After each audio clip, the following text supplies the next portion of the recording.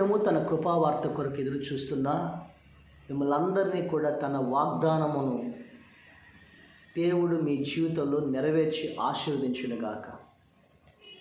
కీర్తన గ్రంథము 107వ కీర్తన 20వ వచనంలో చెప్పబడింది, ఆయన తన వాక్కును పంపి వారిని బాగు చేసెను, వారి పడిన గోతుల నుండి ఆయన వారిని పైకి లేవనెత్తడం.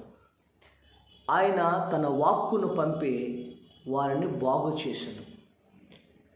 దేవుని యొక్క వాక్కును పంపి దేవుడు వారిని బాగు చేశాడంట.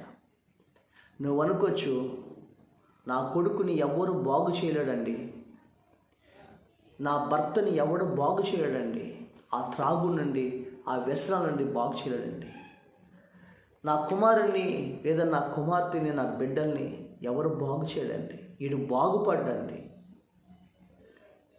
ఆఖరి చెప్పాల్సి అసలు ఇక నా జీవితం బాగుపడదండి, ఇక నా జీవితం ఇంతే, ఇక నా బ్రతుకింతే అని కొన్ని సమయాల్లో మన మీద మనకి విరక్తి చెంది ఇక మేము బాగుపడము వారు బాగు చేయడు అని కొన్ని సమయాల్లో మనం నిట్టూరుస్తూ ఉంటాం, బాధపడుతూ ఉంటాం. కానీ ఈరోజు నేను ప్రకటిస్తున్న దేవుడు, నువ్వు ప్రార్థిస్తున్న దేవుడు, నీ విశ్వాసం ఉంచగలిగినట్లయితే ఆయన తన వాక్కును పంపి ఆయన వారిని బాగు చేస్తాడు, నిన్ను బాగు చేస్తాడు, నీ బిడ్డల్ని బాగు చేస్తాడు.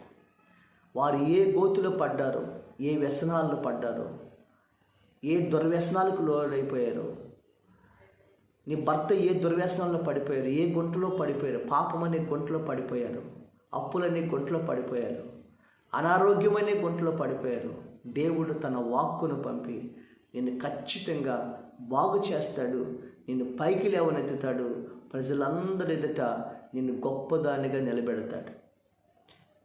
జ్ఞాపకం చేసుకోండి, ఇదే జరిగింది. యేసేపుని గుంటలో పడేశారు.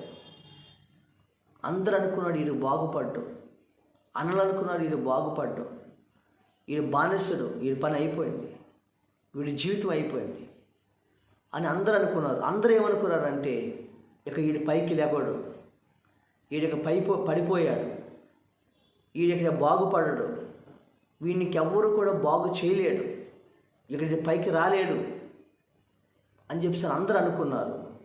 కానీ దేవుడు ఏం చేశాడంటే, దేవుడు అనుకున్నాడు, ఆయన ఉద్దేశంలో, ఆయన విధానంలో ఆయన 105వ కీర్తనలో చెప్తాడు, దేవుడు రాజు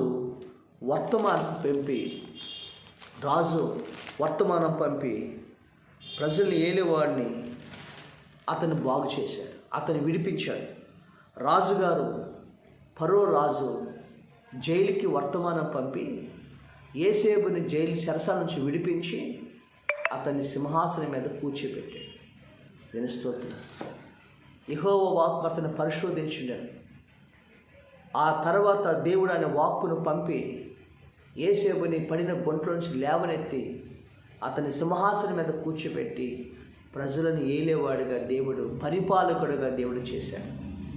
ఈరోజు నీ బిడ్డలు పడిపోయిన గుంటలో ఉండి ఈ దుర్వ్యసనాలకి వీటికి అడికి బానిసలు అయిపోయారు అనుకుంటున్నావు. కానీ ఈ ప్రపంచంలో ఎవ్వరూ బాగు చేయకపోయినా దేవుడు నిన్ను, నీ కుటుంబాన్ని, నీ బిడ్డల్ని బాగు చేయగలడు అని నువ్వు నమ్మితే ఖచ్చితంగా నీ జీవితం జరిగేస్తాడు. హిజ్కియా అన్నాడు, మరణకరమైన రోగం వచ్చింది. హిజ్కియా కన్నీళ్ళు కారుస్తున్నాడు. హిజ్కియాతో చెప్పాడు ప్రవక్త వచ్చి, నువ్వు చచ్చిపోతావు, నీ ఇల్లు చక్కబెట్టుకో అని చెప్పాడు. ఇక రాజ్యంలో ప్రజలందరూ అన్నారు, మా రాజు చచ్చిపోతాడు అనుకున్నారు. కానీ హిజ్కియా మంచం దిగి కన్నీళ్ళు విడిచి ప్రార్థన చేశాడు. ప్రభా, నన్ను ఒకసారి జ్ఞాపకం చేసుకో, నాకు మరణకరమైన రోగాన్ని నుంచి నన్ను విడిపించు అని ప్రార్థన చేస్తే యెహోవా వాక్కు యెషయాకు ప్రత్యక్షమై, నీ వెళ్ళు నా సేవకుడైన హిజ్కియాతో చెప్పు, నేను హిజ్కియాని అతని కన్నీళ్ళు విడుస్తా చూసేతని, అతని ప్రార్థన అంగీకరించేతని, అతన్ని నేను బాగు చేస్తాను, అతని ఆ జబ్బు నుండి నేను బాగు చేస్తాను, ఇంకా 15 సంవత్సరాలు ఆయుష్నిస్తాను అని దేవుడు ప్రకటించాడు. హల్లెలూయా.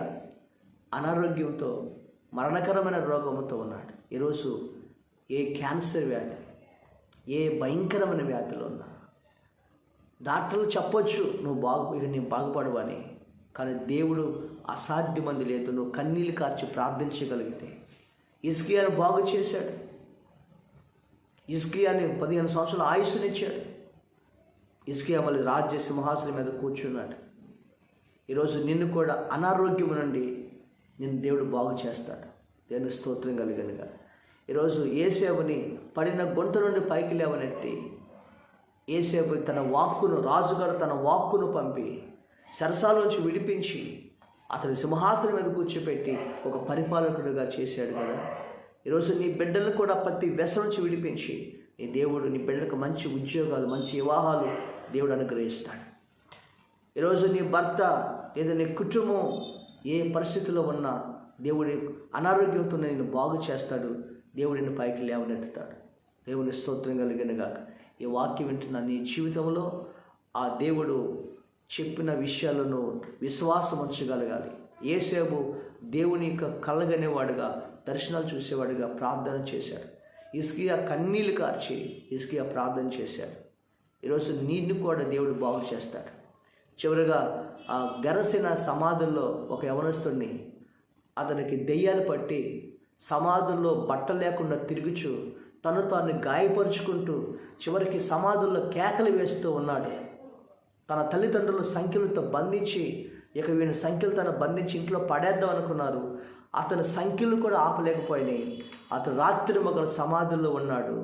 అతని గురించి రాయబడింది, ఇతన్ని ఎవ్వరూ సాధువు చేయలేకపోయారు, ఎవ్వరూ బాగు చేయలేకపోయారు. కానీ యేసు ప్రభువారు అతని దగ్గరికి వెళ్ళాడు. ఆ గెరసిన ప్రాంతంలోకి వెళ్ళి శానా అనే దయ్యాన్ని నుంచి ఆ జయాన్ని వెళ్ళగొట్టాడు. కనీసం 2000 మంది దెయ్యములు ఆయన మీద ఆవరించి ఉన్నాయి. అవి వెళ్ళగొట్టాడు. అప్పుడు ఆయన విడుదల పొందాడు. ఆ దెయ్యాల నుండి, ఆ వ్యసనాల నుండి, ఆ పాపము నుండి, ఆ సమాధంలోకి తీసుకొచ్చాడు. అప్పుడు యేసు ప్రభువారు దగ్గర కూర్చుని అతనికి వస్త్రమును కప్పాడు. ఏం జరిగింది తెలుసా అండి? అప్పుడు అంటున్నాడు, ఇదిగో నీ దేవుడు నీ మీద కనికరపడి నిన్ను బాగు చేశాను కదా, నీ వెళ్ళి నీ ప్రజలతో చెప్పమన్నాడు. ఎవరైతే ఈడు బాగుపడరు అనుకున్నారో, ఎవరైతే ఈడు సమాధులు పిచ్చోలాగా తిరుగుతున్నారన్నారో, ఎవరైతే అతన్ని సమాజం అంతా కూడా వెలివేసిందో ఆ ప్రజల దగ్గరికి వెళ్ళి ఆ యవనస్తుడు డెకఫోలి అనే ప్రాంతంలో దేవుని సువార్తను ప్రకటించి కొన్ని వేల మంది ప్రజలను ప్రభు దగ్గరికి తిప్పాడు. ఆయన గొప్ప దైవజనుడుగా మార్చబడ్డాడు. దేవుని స్తోత్రం.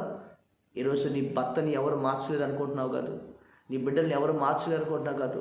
ఇది సమాధిలో ఇది బట్టలు లేకుండా తిరుగుతున్నాడు అని ఇలాంటి దిక్కుమాలినటువంటి పాపిష్టి పనులు చేస్తున్నావు అన్నవారు కూడా దేవుడు మార్చగల సమర్థుడు మన దేవుడు. అయితే నువ్వేం చేయాలి తెలుసా అండి?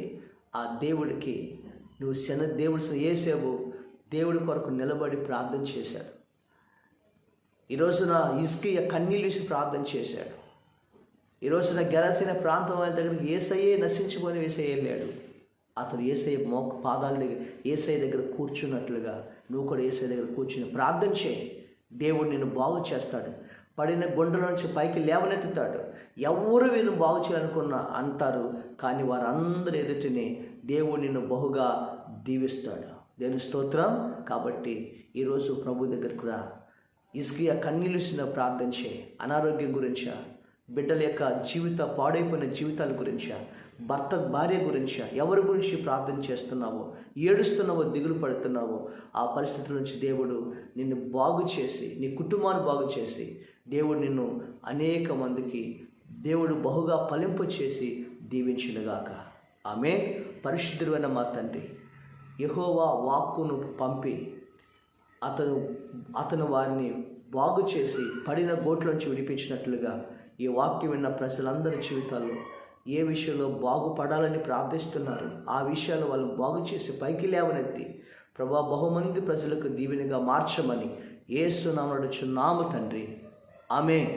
దేవుడు మిమ్మల్ని దీవించునుగాక.